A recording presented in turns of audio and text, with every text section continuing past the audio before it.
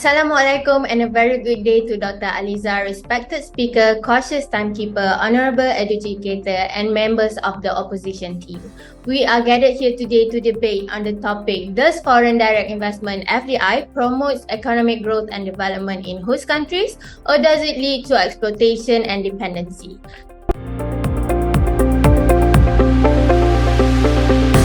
So before we start our debate today, I'm Afrina Tihani, as the first speaker from the proposition team, would like to state our motion for today, which is foreign direct investment does promote economic growth and development in host countries. So according to the new Straits Times News, Malaysia has seen a surge in foreign investment with a total of 71.4 billion ringgit approved in the first quarter of 2023.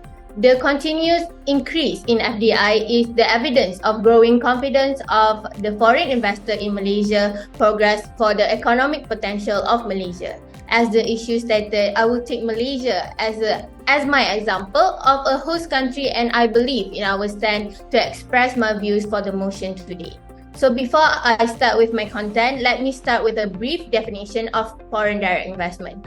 FDI is defined as a business decision to acquire a substantial stake in a foreign business or to buy it outright to expand operation to a new region. Companies or government considering an FDI generally consider target firms or projects in open economy that offer a skilled workforce and above average growth prospect for the investor. So I believe that FDI does promote economic growth and development in the host country because it brings capital investment to the host country, which can be used to finance various projects and expand businesses. This increased investment can lead to higher productivity and the economic growth of the host country. This can be seen in Malaysia when a total of 2,746 projects were implemented with investment worth of 91.14 billion ringgit Malaysia. Edmond Mahembe stated that because of FDI, MNC also undertake bigger projects which domestic firms might not have the capacity to take on. So projects that are deemed too risky for the local labor training also can benefit from this FDI. So this creates bigger opportunity for the host country's economic growth and development.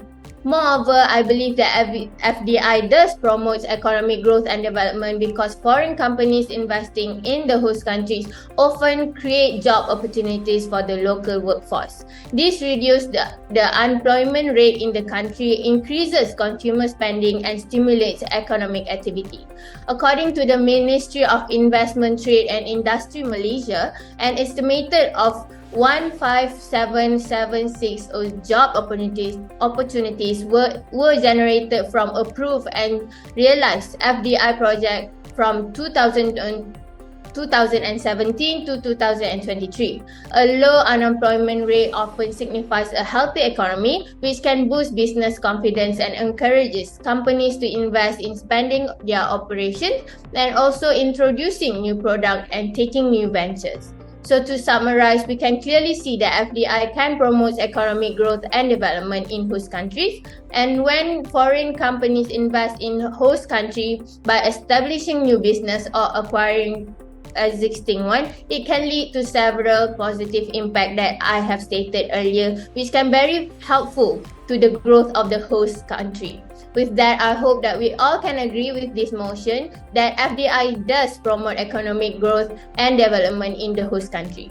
That is all from me. I will give the chance for the opposition team to state their views.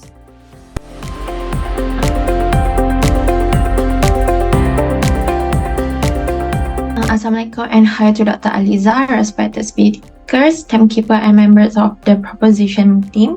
Before I start my points, I would like to introduce myself. My name is Kisina Aussie and I am the panel of number 1 as an opposition side will oppose about why we disagree that FDI promotes economic growth and development in host countries. First and foremost, I would like to say thank you to Afrina Tihani for the arguments that she pointed just now. However, with all due respect, I disagree with her propositions. As she mentioned just now, that in the host country, it brings capital investment to the host country, which can be used to finance various projects and expand businesses. It's also increased the investment, can lead to higher productivity and economic growth. However, I disagree that FDI promotes economic growth and development in higher countries, since FDI can be in the higher cost. When investors invest in foreign countries, they might notice that it is more expensive than when goods are exported. For example, like because of the influence of exchange rate and the interest rate. Based on the Department of Statistics Malaysia, I found the article that mentioned in the last May, Malaysia economic growth has started to be slowing down with 2.8 CPI from 3.3, which caused towards the inflations.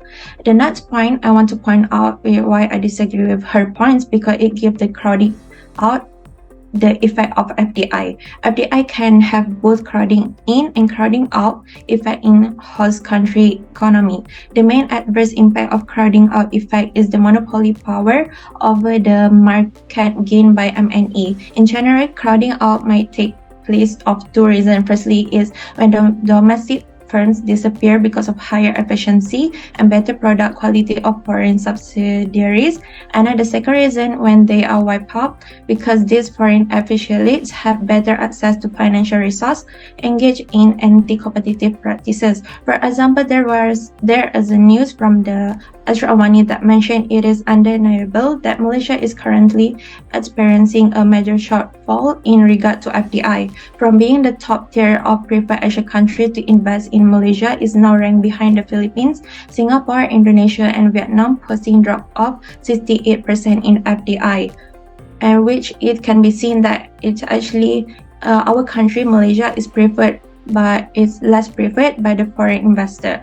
The last point that I want to point out is why I disagree with her points, because of the dual economy effect. FDI, especially made in the developing countries, can lead them to have a dual economy, which has one developed sector mostly owned by foreign firms and the underdeveloped sectors owned by domestic firms.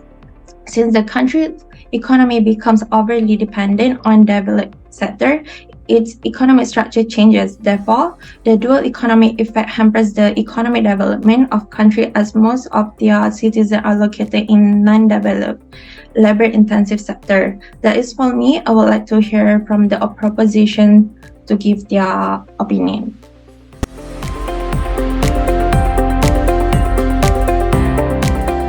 And good day. My name is Ainur Ashikin, the second speaker for this debate. Thank you, Christina, for your point and speech. However, I would like to disagree regarding your point, since you mentioned that the higher costs are not strong enough to make the countries become dependent. It is because each of businesses shall start with the capital. The capital are normally earned by loans or credit. Each of nations or country are allowed and normal to have a credit in developing countries. Shall be acknowledged, every good result have risk. So common happen that countries making loans to WWB, which worldwide bank, to proceed with the countries in investment. What can I say is, the higher cost could save the nations in the long term than proceeding with the capital in the growth that economies without the foreign direct investment or will be leading to the bankruptcies. So next point, crowding out of the effects where the Christina mentions the outside monopoly power of the host countries. I could say it's not a big deal. We shouldn't be afraid about something that giving us a benefit. I am pretty sure that point centered to the businesses is mentioned host countries. I would like to disagree with this point by centering the example of India country that actually grows by foreign direct investment and not their domestic businesses. This statement proven by US desire make Philippines in 2018. India actually developed countries that grows through FDI, and I stitched my research article, Dynamics between Trade Openness, FDI and Economic Growth, Evidence of Emerging Economy, where the Indian countries were stated their FDI a part of the economic growth.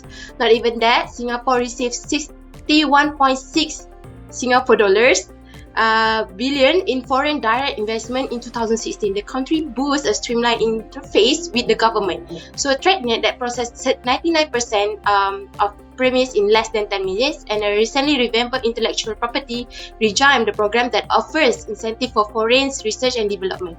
The world points prove that it's not relevant that the host country will get affected because the foreign direct investment monopoly the economy. The foreign direct investment is actually helping the countries in grow their economy, including local laborers, the potential of franchise by domestic companies. So the third point that I would like to disagree is the dual economy effects. The points are likely to be the same as mentioned by me before. It might become the way, but because international or global countries itself is having a strong roots economy, so it will be stand in one economy only. There will be no dual economy views in the international. So there is no longer of dual economy since the monopoly, as I mentioned, are not relevant.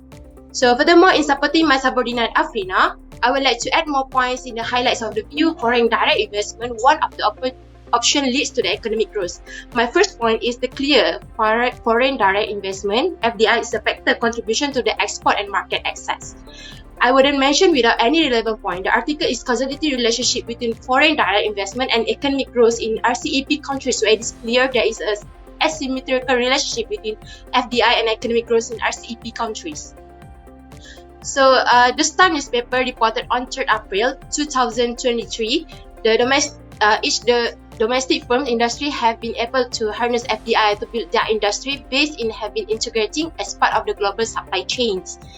The proof strongly that FDI are one of the lean that help in the contribution and market access. Where the country proceed with the FDI, the strong trust of other nations in proceed empire to the business are better. Where the countries proceed with the FDI, the strong trust with the nation proceed with the empire and business is better. It even help in the local business to grow to other countries' economy, where they lead and export the products of the nation that have been built through the relationship of the FDI. In the same nutshell, I would like to center my points of the FDI plus the investment gap, or could mention as investment gap pillar. I would like to take our nation, which is Malaysia, as our example to make clear explanation. Where Malaysia are as notable as small countries, but rich with the nature of crops includes vegetima, palm oil, and petrol. However, does Malaysia really rely on the nature and the crops only? Or they are depending on the entrepreneur, or they are depending on the other foreign direct investment that's going to proceed with us, that the foreign businesses come and build their empire right here? No, actually Malaysia is gaining their financial through the investment. By refer to the news Straits Times published on the 1st April 2023 by Bernama. Moment. It's right.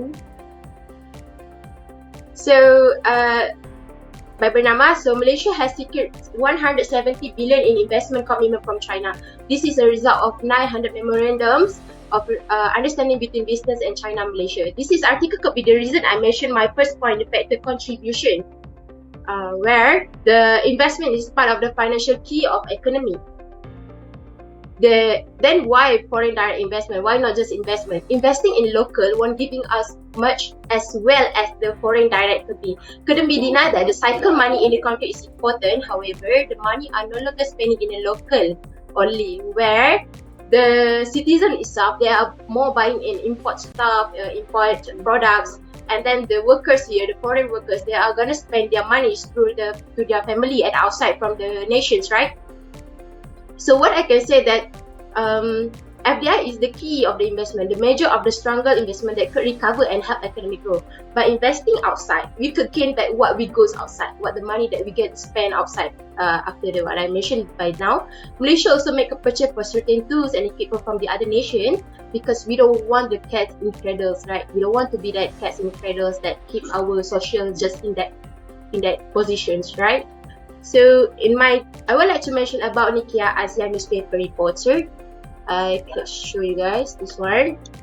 On 31st March 2023, where Amazon Web chose Malaysia over ASEAN, increase the confidence of other investors and spurs the entry of various investors from both West and East.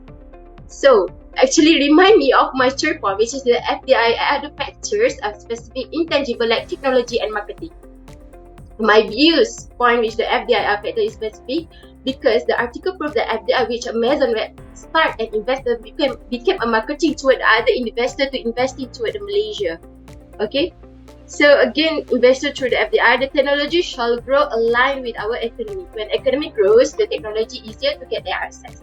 Prove my point were wrong that FDI is one of the main reasons for the economic growth. FDI is the key finance right now for the access countries' development. And I hope you guys also agree what I've been mentioned about, and I hope it's crystal clear for you guys. Okay. Anyway, I would like to hear from the oppositions. What is your side views? Thank you.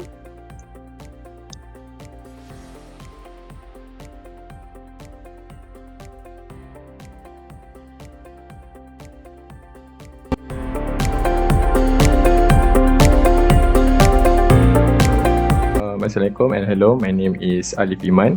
I'll be the second speaker for the opposition team. To all respected speaker and the opposition team, I hope you are well. Not to mention Dr. Liz as well. Without wasting any more time, thank you for your point. However, my research and understanding leads me to disagree with your point, Ainur Ashkin. Because the first one is because dependency of FDI over reliance on FDI can make a country's economy vulnerable to external shocks. If the foreign investor decided to withdraw their investment, or if global economic conditions change, it could lead to instability and adverse effects on the host country's economy.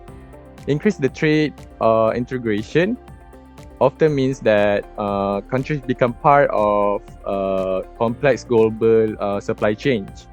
So while this can enhance efficiency and productivity, it also exposes countries to losing cultural identity. Not only that, events like natural disaster, geopolitical tension, or pandemics can disrupt supply chains, leading to shortage and economic challenges. For example, recently there was an article on the news, the Straits Times, on 23rd July 2023, stating tourists' experience of visiting Singapore.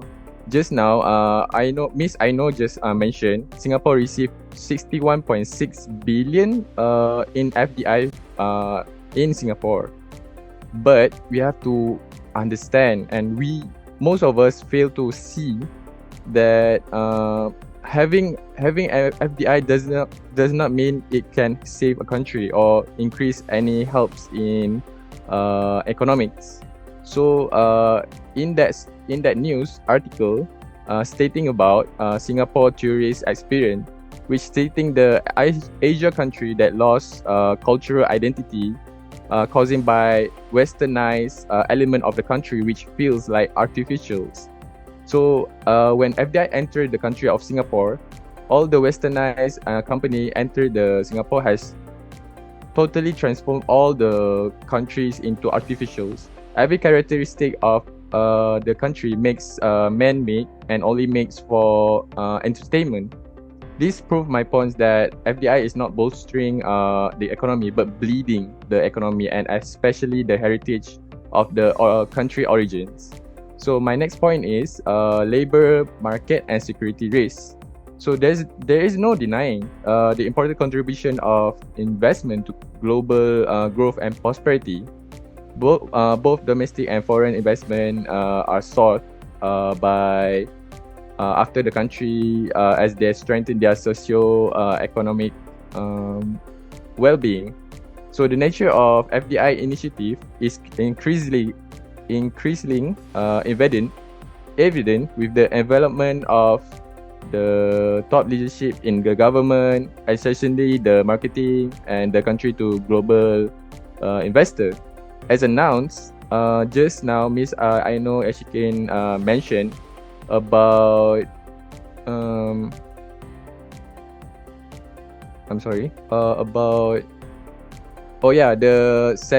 170 billion in investment commitment by China. But we have to understand, just because an investment is promised to us is not guarantee 100% realization of the promised investment. So just now, Miss Ainur just mentioned the Prime Minister and China made a promise of investment. Not to mention the Langkawi aerospace event, Lima LIMA, which also reported billions of ringgit investment in interest.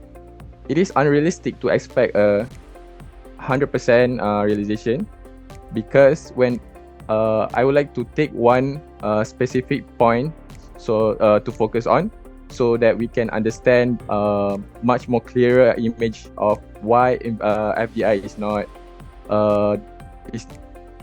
positive impact on any country. So I would like to take Malaysia as example.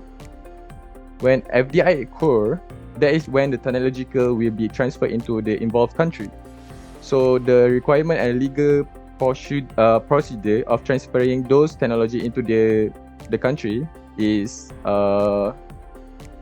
belong with the IP rights, legal framework, mechanism to defer interment and many more.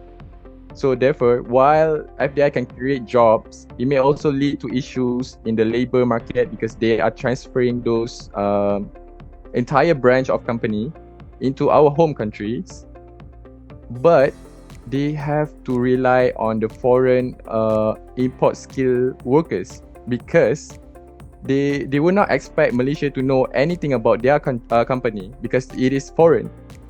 So that's why they will rely on import skill workers, or they will rely on cheap labor from the host country. It will potentially leading to wage disparity and unequal distribution of benefits. So let's take Tesla for example. As we all know, Tesla has recently entered our country, which is the Malaysia. However, as you can see, there's a lot of Malaysian people who have a queue to do an interview job just to be in that company, which leads to my point. I'm sorry. We cannot let any foreign company to have access in our company in our countries. So I would like to use a proverb which is easier to understand. When you let a guest enter your home without any intention, without any knowing of their real intention, they might be a threat to our countries.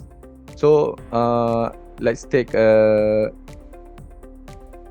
I know point just now, which is Malaysia resources are rich with biji timah, palm oil and petrol.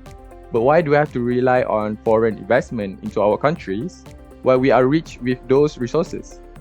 Like, why are we not utilizing them and using it as our income and investment?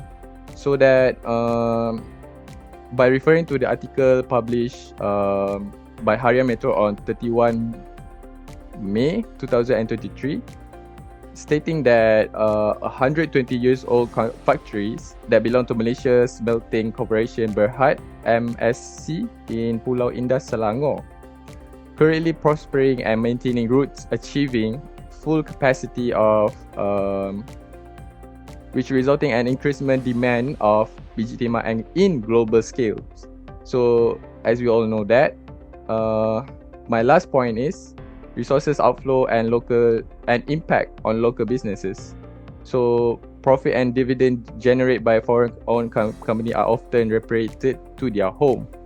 So this is a significant blow to our local SME and as well as our economics.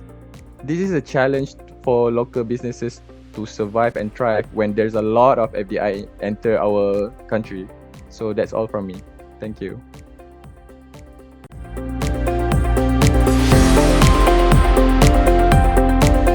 Thank you, ladies and gentlemen. I'm Intern Shafika. I will be third speaker from opposition side. Now, I want to deliver our reply speech and will summarize what my side already told just now about how does FDI benefit the host country.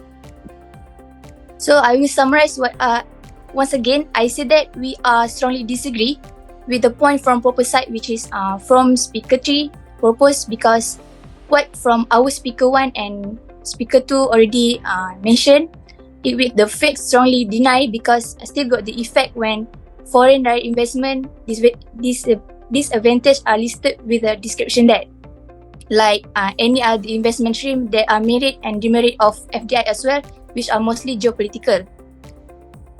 According to what our speaker 1 mentioned, that three things effect which is in FDI. First is got higher cost, crowding out the effect of FDI and dual economic effect. FDI is obviously not a cure-all. Some FDI ventures are unsuccessful while others have unfavorable externalities like corruption, environmental damage or fraud. Domestic businesses are entirely capable of failing as well as committing fraud, bribery or environmental harm. We conclude from economic research and experience that FDI, like domestic investment, is neither beneficial nor bad in and of itself. Both are possible. FDI can be beneficial for development or detrimental to development. In addition to what our speaker 2 mentioned, it is also a result of the initial dependency on FDI, which has a negative impact as well as the labour market, also security risks and outflow of resources, which have an adverse impact on local firms. However, several other nations have, also Malaysia, have doubts about international investment because they were concerned about their national security and the foreign ownership of their natural resources. They tightened law and discourage direct investment. Others worry about the repercussions of potential tech company takeovers. Finally, what we wanted to say and what we just gave our in opposition to the fact that we highlight foreign direct investment, which also has an adverse impact. Foreign direct investment is critical for developing and emerging market countries. Their companies need multinational funding. Sorry for inconvenience. Funding and expertise to expand their international sales. Their countries need private investment in infrastructure, energy and water to increase jobs and wage. The UN has also promoted the use of FDI to combat the impact of climate change. So that's all from what I can summarize from our side, from opposition side.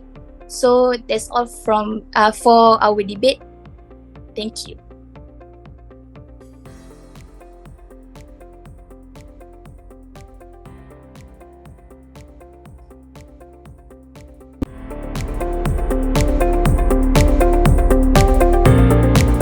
Alright, Assalamualaikum to respected opponents and members of the audience. My name is Nur Amal. So thank you, Mr. Ali, for your point just now. And I'm here as the third speaker on the proposal team to reaffirm and strengthen the strong reasons advanced by my stood out colleagues on the matter of foreign direct investment.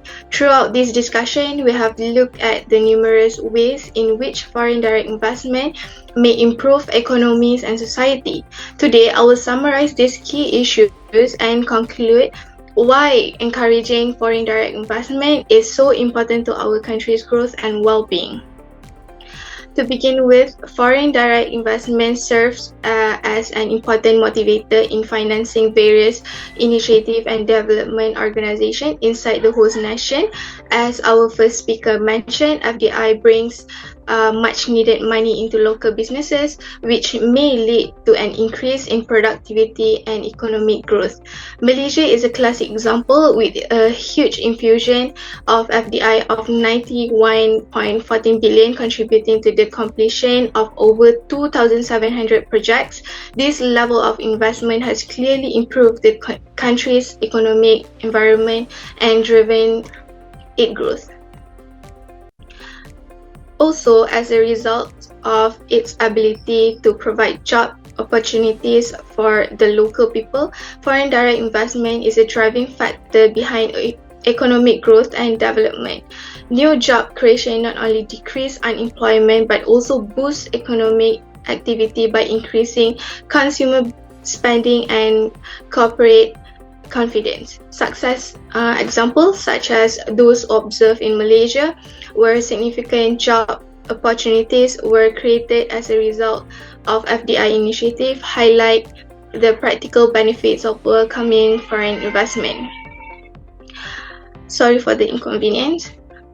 Okay, furthermore, as our second speaker mentioned on contribution to export and market access, FDI plays a crucial role in establishing and maintaining partnership between nations. When nations pursue FDI, it demonstrates a high level of mutual trust and confidence in each other's business ecosystem. Such trust, development, and collaborative and cooperative atmosphere, opening the path for more export potential for the host country. Local firms may take use of these chances to promote their products on a worldwide scale, enhancing the country's export capacity and, as a result, economic growth. Also, the instance of Malaysia demonstrates the relevance of foreign direct investment as a critical investment gap filler. FDI has helped to diversify Malaysia's economic environment, drive growth, and stimulate economic transformation. Malaysia illustrates how FDI can be an effective booster for expansion and economic growth by winning record investment agreement. Finally, the Nikkei Asia newspaper, as the second speaker mentioned before, it's creating certain intangible benefits like as technology and market accessibility. Malaysia is at the forefront of technology innovation and opens access to foreign markets by attracting global investors such as Amazon Web. So in conclusion, based on the factual evidence and information presented by our team, we firmly believe that the advantage of foreign direct investment are undeniable. FDI brings vital capital investment, fosters economic growth, create job opportunities, and enhance market access. We hope that the opposition team can recognize the significant benefits of FDI and supports its roles in driving progress and prosperity for our nation's future.